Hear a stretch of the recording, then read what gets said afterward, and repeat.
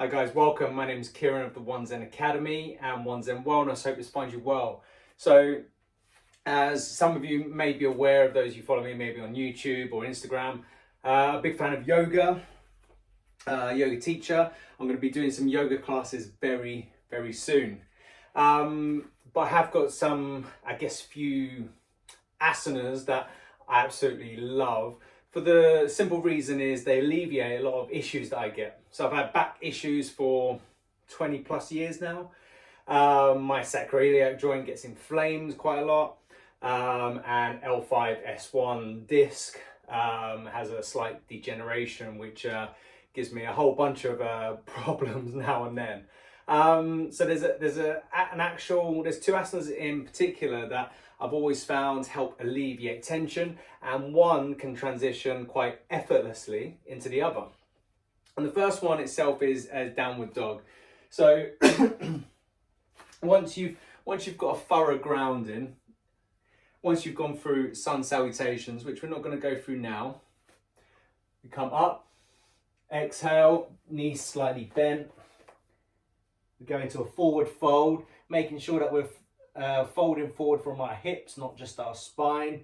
Knees nice and soft. And then from there, you can place your hands firmly on the ground, making sure that they're splayed right open. You can step back, making sure that shoulders are just over the top of the wrists. Come onto your tiptoes and then push back as far as you can, whilst maintaining pressure on your index finger and thumb. So turn your elbows in, really lengthen through your spine. As you exhale, keep your knees soft, but allow your heels to drop. So this is downward facing dog. So you hold here for a few breaths, and then whenever you're ready, you're going to extend your right leg back and up. So fully extend, and then allow the transition nice and slowly. Right knee to right wrist. Take your left leg slightly further back into a half pigeon pose.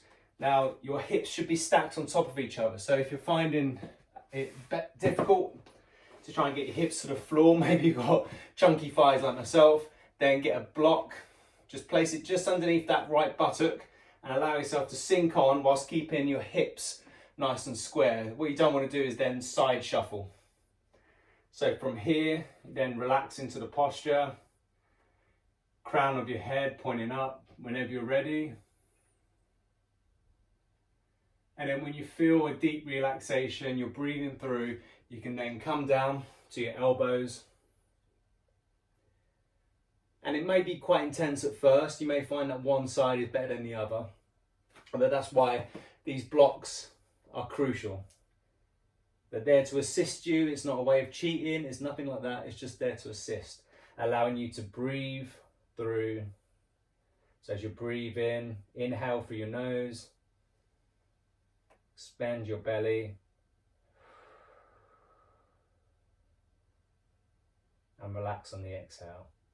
And what this will do is stimulate your parasympathetic response, which is your relaxation response. And this will allow you to sink deeper and deeper.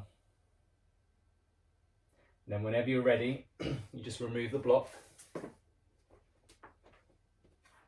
Place your hands on the floor, really plant your hands in. Remember, splay your hands out. Tuck your back toe under. And then gently push back, coming into that downward dog with extended leg. And then bring that down. You can come into child's pose if you want at this point, just to relax and recuperate. Like so. Or I should say extended child's pose. And then from here, you can then come back up, index finger and thumb as you push through and back, and then allow your heels to sink down. And then next side, I extend through my left, bring that left knee to left wrist. My shin should be at a nice 45-degree angle. Allow that right leg to creep back. And again, for me, this side's a bit tighter. This is where I get my sacroiliac joint issues. I then put that bolster underneath, that block, and allow myself to sink into that position.